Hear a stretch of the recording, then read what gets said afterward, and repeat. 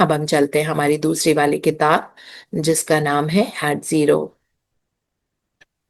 Eight zero जो doctor जो विटाले ने लिखी हुई है हमको और गहराई से समझाने के लिए। राइट, तो हम अभी चैप्टर 3 कर रहे हैं जिसका नाम है इज मोरना crazy. So actually crazy people ही सफल बनते हैं, है ना। बहुत सारा लॉजिकल अल्ट्रा लॉजिकल पीपल, बहुत प्रैक्टिकल पीपल सफल नहीं बन पाते क्योंकि वो जादू में विश्वास ही नहीं करते, तो उनके जो जिस चीज पे विश्वास नहीं करते वो आती नहीं है हमारे पास जीवन में। तो इसीलिए आई थिंक मोरना क्रेजी थी, इसीलिए हम लोग आज इतना ज्यादा ग्रो कर रहे हैं। सो हम पढ़ना शुरू करते हैं और दिल्ली से Ankushri Agrawal will be reading for us. Can I read, ma'am? Yeah go ahead. In fact, this is how Dr. Llewellyn cleaned before each of our zero limit seminars. He asked me for a list of all attendees. All he wanted was their names. With those names, he looked at each one and mentally deleted my accords between himself and that person. More often than not, he used the eraser end of a pencil and tapped each name as he silently said dewdrop or delete. I doubt that he said the entire Morna prayer for each name. He may have held the list and said the prayer over that. I can't stress enough that the whole point of doing any of this is your inner peace. No one else matters except concerning the effect he or she has on your inner well being. If someone pushes a button in you, clean and clean again. या सो ये समझते हैं जो हमने कल मोरना की prayer पढ़ी थी उसके बारे में बता रहे हैं कि डॉक्टर ह्यूलेन जब भी कोई सेमिनार, मोरना तो वो डेफिनेटली करती थी बट उन्होंने डॉक्टर ह्यूलेन को भी समझाया था। और डॉक्टर ह्यूलेन जब भी कोई सेमिनार करने जा रहे थे तो जो भी अटेंडीज होते थे वो तो पहले पता लग जाता था ना कौन अटेंड करने के लिए आ रहा है।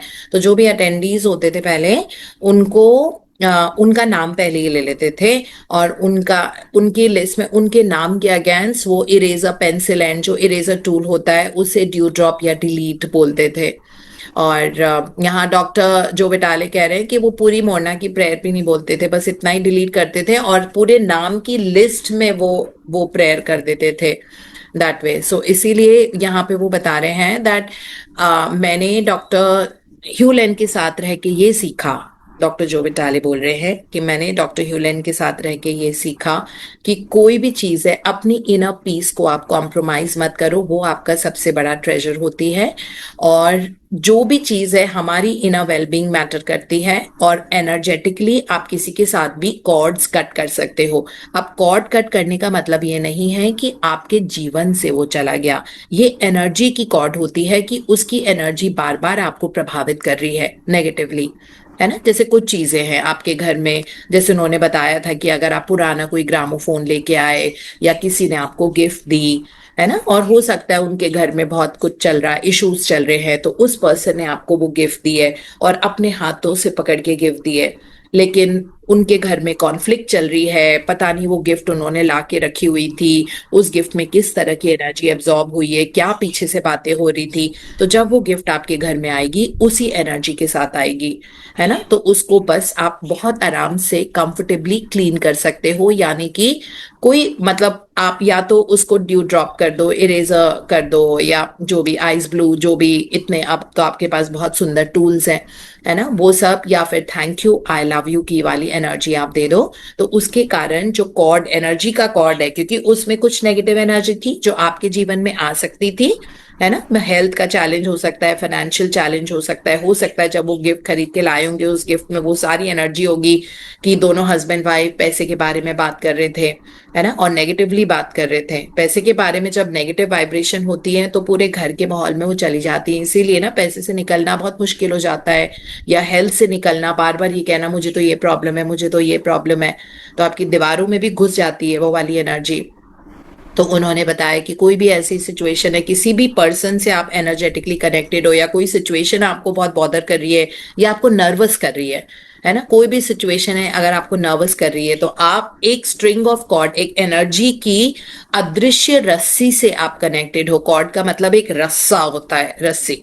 तो आप एक एनर्जी के रस्सी से जो इनविजिबल है, अदृश्य है ना, एनर्जी की रस्सी है, एनर्जी दिखेगी नहीं, उस एनर्जी की रस्सी से आप कनेक्टेड हो, आपके जीवन से वो वाला उस पर्सन या वो सिचुएशन या वो जो गिफ्ट है या जो भी है वो कनेक्टेड है आपके आपसे उस तक। तो उसको डिलीट करना, उस कॉर्ड को कट करना, thank you, I love you बोलते ही नेगेटिव एनर्जी की कॉर्ड कट जाती है।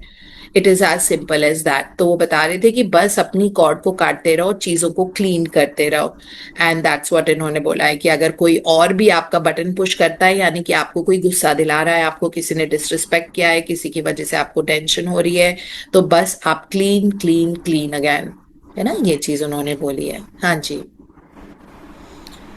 In Morna's last filmed public appearance, someone asked if a thought form could be planted into a person's mind. I found this question fascinating. Ever since my own story or glimpse of awakening, I realized communication with the divine is a two-way street. You can clear yourself so that you can receive inspiration from the divine, and you can clearly send requests to the divine. Mona said, yes, you can put a thought form into another's computer. This surprised me. Dr. Hewlin said, don't mess with another person. You will be messing with their karma and you will have hell to pay. Yet there was Morna, Dr. Hewlin's teacher, saying you could influence another person. What statement was true? Both are. You can send a message to another by having an intention, fueling it with emotion, and imagining it going to the other person. I would hope your intention is for wellness and healing of that person. I am sure Mona would want it that way too. But this raises the question, who knows what is right for anyone? I don't know your timeline through life, you don't know mine. Sometimes it seems obvious people are suffering, so help them. But we don't see the larger picture. Their suffering may be leading them to a gift we can't see or predict. Morna's focus was on healing. I'm sure she wanted thought forms to be of positive intent. She openly admitted there were sorcerers who practiced black magic.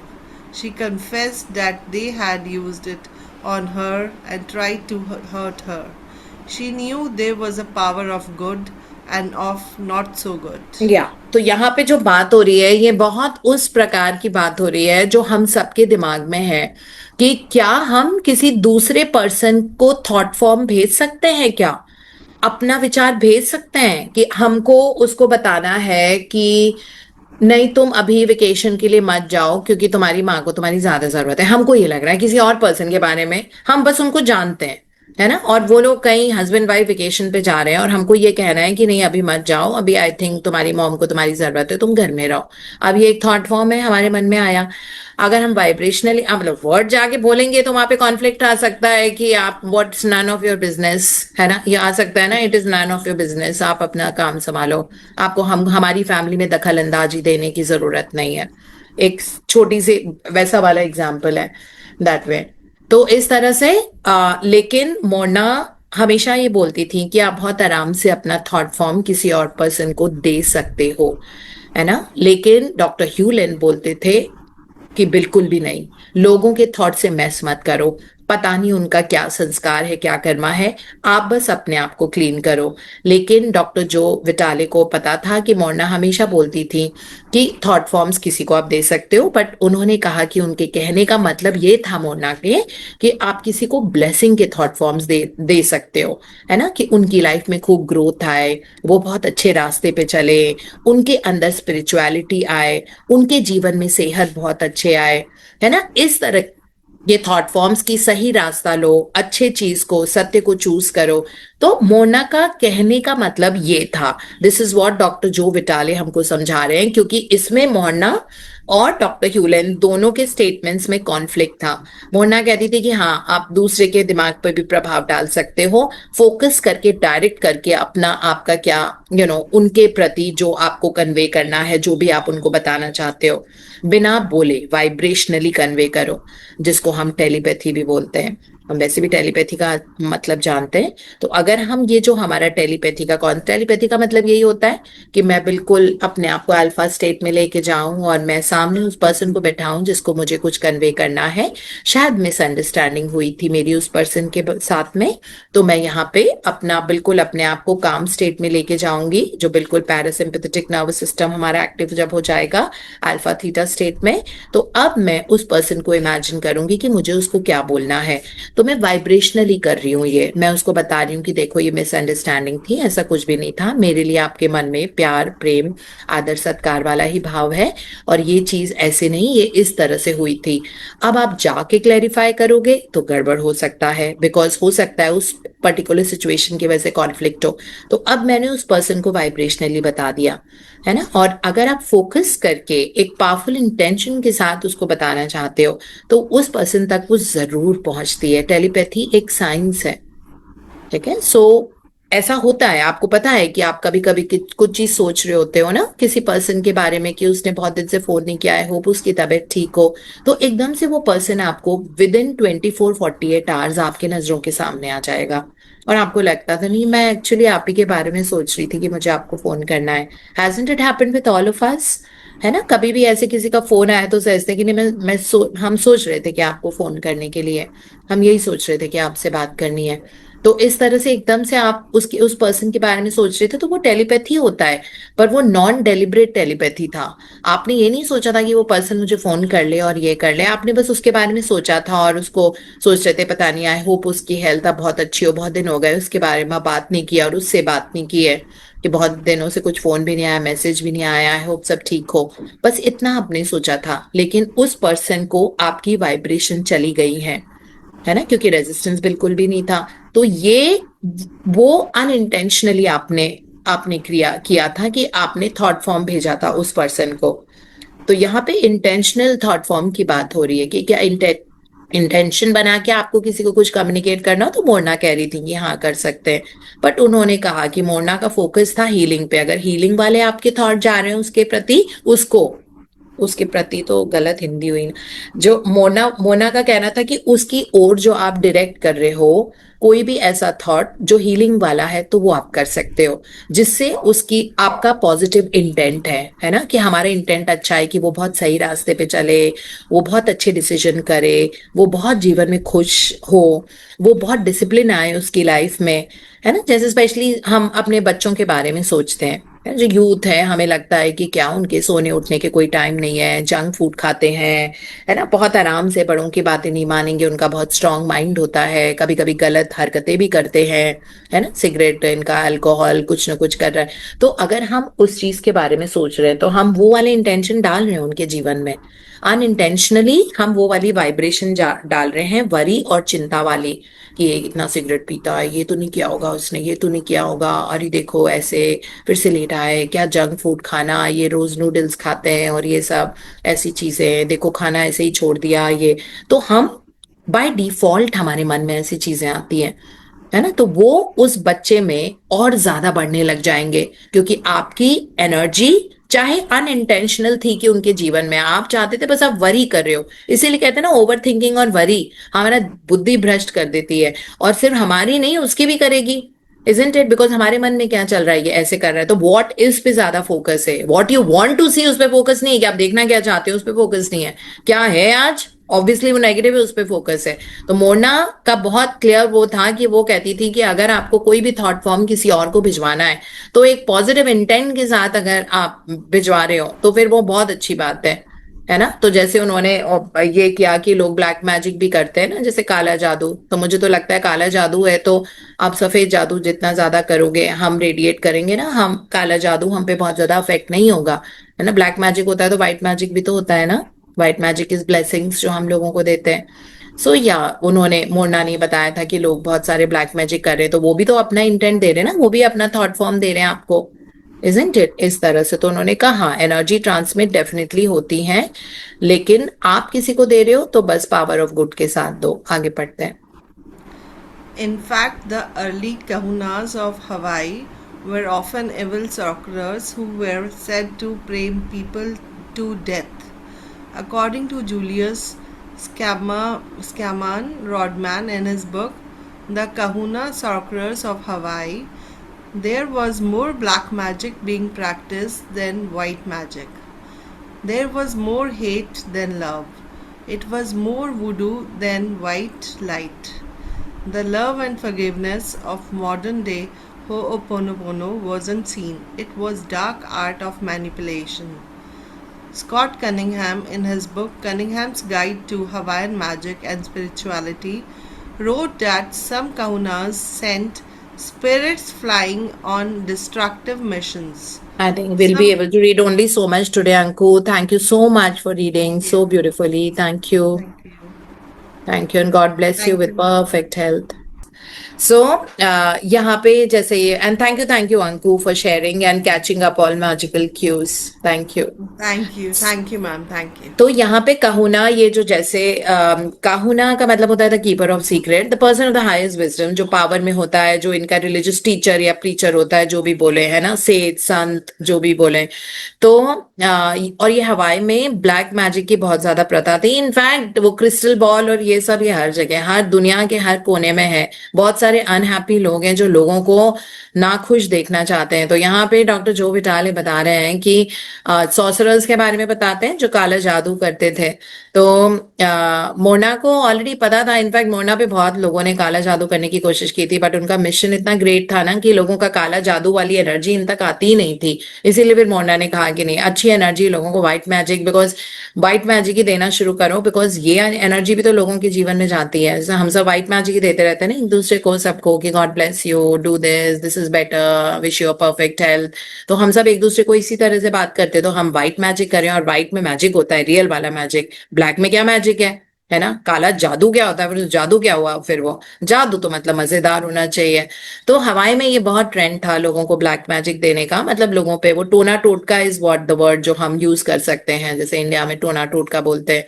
तो बड़े लोग हैं जो टोना टोटका करते हैं। तो कहते हैं कि ये जो कहुनास थे यही टोना टोटका करती थी हवाई में, है ना? मतलब ये बहुत ज्यादा। तो यहाँ पे एक किताब लिखी हुई है ऑथर ने, तो उन्होंने लिखा हुआ है कि they would pray people to death also, कि वो मर जाए उसके लिए टोना टोटका करते थे।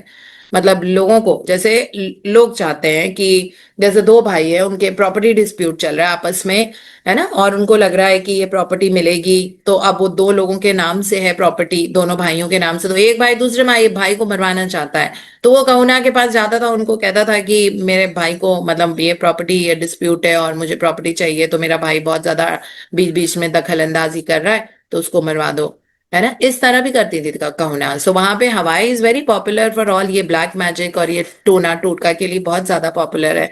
तो यहाँ पे इसीलिए बताया हुआ है कि ज्यादा हेट था, लव के मुकाबले हेट बहुत ज्यादा था।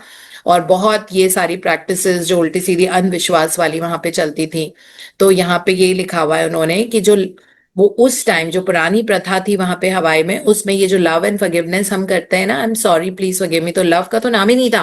मतलब काहुनास की जुबान पे भी नहीं था लव का नाम, आई love you and thank you, इस तरह। तो ये modern, so it was Morna जिन्होंने पूरी तरह से इस प्रैक्टिस को क्रिएट किया हमारे लिए, ताकि हम प्रैक्टिस करें, जिसको हम मॉडर्न डे होपोनोपोनो बोलते हैं, SITH, self identity through ho'oponopono. और सेल्फ आइडेंटिटी मतलब अपनी खुद की आइडेंटिटी चेंज करना थ्रू होपोनोपोनो।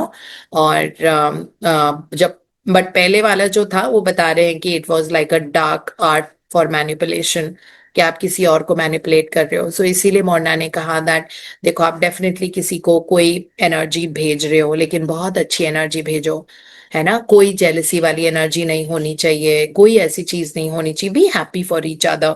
जो चीज आप जो रेडिएट करोगे आप लोगों के लिए, वो आपके जीवन में आती है।